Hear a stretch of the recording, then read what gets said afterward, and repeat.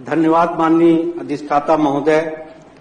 मैं भी यही कहूंगा भाई की तरह से कि मैं इस सदन के लिए नया हूं। मेरा चौथा दिन है। ये अलग बात है कि मैं विधानसभा में रहा हूं 2 टर्म और मैं अपने आप को नेता प्रतिपक्ष से संबद्ध करता हूं। इस बजट का, इंटरिम बजट का विरोध करता हूं और उसकी मेरी खास पीड़ा ये है कि ये बात सही है कि ये परंपरा है, इस तरह के बजट आते हैं, पास होते हैं, लेकिन मेरी जो राजनीतिक जन्म जो हुआ जहां से मुबारकपुर, चूंकि मैं वहीं से आया पॉलिटिक्स में और वहां पे बहुत बड़ी आबादी है बुनकर की, लाखों की। और जब मैं विधानसभा में था तब भी मुझे जब भी मौका मिलता था तो मैं उनके दुख दर्द को वहां पे उठाता था। मेरी ये एक पीड़ा है और बहुत बार मैंने इसको सदन में भी उठाया है, विधानसभा में, आज इस सदन में अपर हाउस में उठा रहा हूं इस मुद्दे को कि पहले माननीय मुलायम सिंह यादव जी की सरकार, स्वर्गीय माननीय मुलायम सिंह यादव जी की जब सरकार थी तो 2006 में उनको बिजली जो है उनको 72 रुपए सब्सिडी रेट पे दिया जाता, मंथली फिक्स रेट पर। अब इस सरकार के पास, मैं तो कहता हूं भाई सरकार बहुत से मदों में बहुत कुछ खर्च कर रही है, अच्छी बात है, जब डेवलपमेंट होगा तो खर्च भी होगा, लेकिन बुनकरों के लिए इतना दिल छोटा क्यों हो जाता है? और बुनकर माननीय अधिष्ठाता महोदय इस प्रदेश में उसी श्रेणी का है जो सबसे निम्न श्रेणी है, मजदूर श्रेणी या हमारे जो गरीब किसान भाई हैं उससे बदतर उनकी हाल। और अगर आप प्रदेश की आबादी के अनुपात में देखेंगे तो ये बहुत बड़ी आबादी है। मैं मुबारकपुर का रेफरेंस या उसका जिक्र इसलिए कर रहा हूं कि मैं वहां से आता हूं, मैं 2 बार वहां से चुन के आया, लेकिन अगर आप पूरे प्रदेश में देखेंगे तो ये बहुत बड़ी आबादी है। तो मैं, माननीय नेता सदन बैठे हुए हैं, मैं उनसे आपके माध्यम से बहुत ही विनम्र अनुरोध करूंगा कि आप कृपया करके बुनकर भाइयों के लिए कोई विशेष पैकेज ले आए और अगर कुछ न कर सके तो कम से कम जो स्वर्गीय माननीय मुलायम सिंह यादव जी ने जो उन्हें सुविधा दी थी फिक्स रेट की, वही कर दें। पिछली बार मैं ये भी बता दूं कि मैं उस वक्त बसपा में था, तो सपा की सरकार थी 12 से 17 में। मैं उस वक्त भी बहुत स्ट्रगल करता रहता था, प्रयास करता रहता था, हाथ पैर जोड़ करके सरकार की रिक्वेस्ट करके, सदन में कह के एक बस स्टैंड बना वहां पे मुबारकपुर गजहड़ा में। ये बड़े दुख की बात है। देखिए, सरकार कोई भी हो, आनी जानी है, ये तो ठीक है, जनता का जनादेश है, कभी आप हैं कभी कोई है, लेकिन जो पैसा लगता है, विकास होता है, वो तो पब्लिक का पैसा है, इसी प्रदेश की जनता का गाड़ी कमाई का है।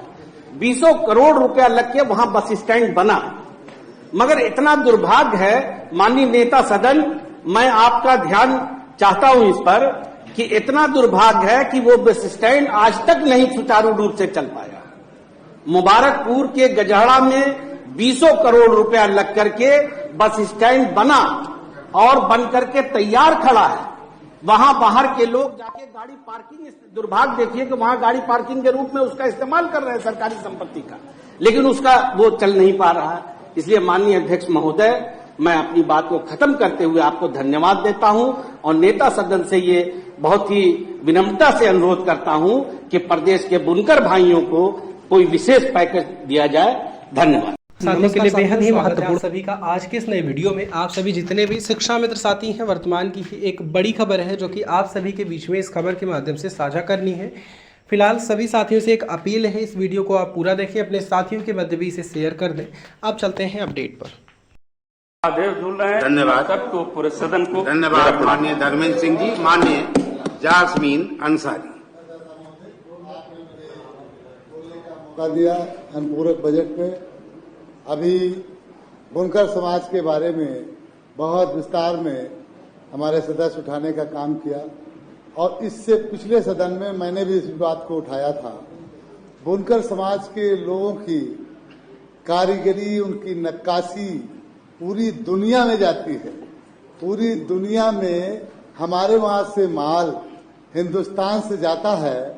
हिंदुस्तान की इकोनॉमी बढ़ाने का भी काम बुनकर समाज के भाई करते हैं और इसमें कोई एक व्यक्ति विशेष बुनकर समाज नहीं होता है। ये भी मैं पूरे सदन को अवगत कराना चाहता हूं। इसमें बनारस में 50% हिंदू समाज के भाई इसका प्रोडक्शन करते हैं और काम करते हैं। मैं सदन के माध्यम से एक अपील और गुजारिश करना चाहूंगा कि ये जितने गरीब परिवार हैं और बुनकरी का काम करते हैं, बड़ा दिल दिखाते हुए सरकार को उनका बिल जो घरों का है वो बिल्कुल माफ कर देना चाहिए हमारे हिसाब से, क्योंकि आज वो हमारा बदन भी ढकने का काम करते हैं और पूरी दुनिया में हिंदुस्तान को सम्मान देने का भी काम करते हैं। ये मेरी अपील और गुजारिश है। नेता सदन जब पिछली बार मैंने बात को रखी थी तब भी मौजूद थे, इत्तेफाक है आज भी मौजूद है। मैं समझता हूं इस पे तुरंत संज्ञान लेकर के बुनकर समाज के भाइयों की समस्याओं को ठीक करने का काम करेंगे। आज वक्त ज्यादा नहीं है। धन्यवाद। और लहरपुर खास करके मैं जिस कस्बे में रहता हूं उसके लिए भी मैं कहना चाहता हूं कि वहां बिजली आज 3 महीने से इतनी खराब पोजीशन में आ रही है कि वो 3-3 दिन तक की बिजली नहीं मिलती है और इस वक्त उमस वाली गर्मी है, तो उसके लिए भी संज्ञान लेने का काम करें। और मैं इसके लिए तो पूरे उत्तर प्रदेश के लिए कहूंगा, क्योंकि आज बिजली व्यवस्था चाहिए कितनी आप अच्छी कर दीजिए, जो वहां पे ट्रांसफार्मर रखे जाते हैं उनकी क्षमता देखते हुए ट्रांसफार्मर रखे जाना चाहिए। आप 400 का रखते हैं और उस पे लोड 800 का है, वो ट्रांसफार्मर कभी चलेगा नहीं। ठीक है। वो जब लोड ज्यादा है तो उसको भी इसकी क्षमता बढ़ाने का काम पूरे उत्तर प्रदेश के ट्रांसफार्मरों का किया जाए, तभी बिजली का अच्छा सुधार हो पाएगा। और अनुपूरक बजट का विरोध करते हुए आपका धन्यवाद। धन्यवाद।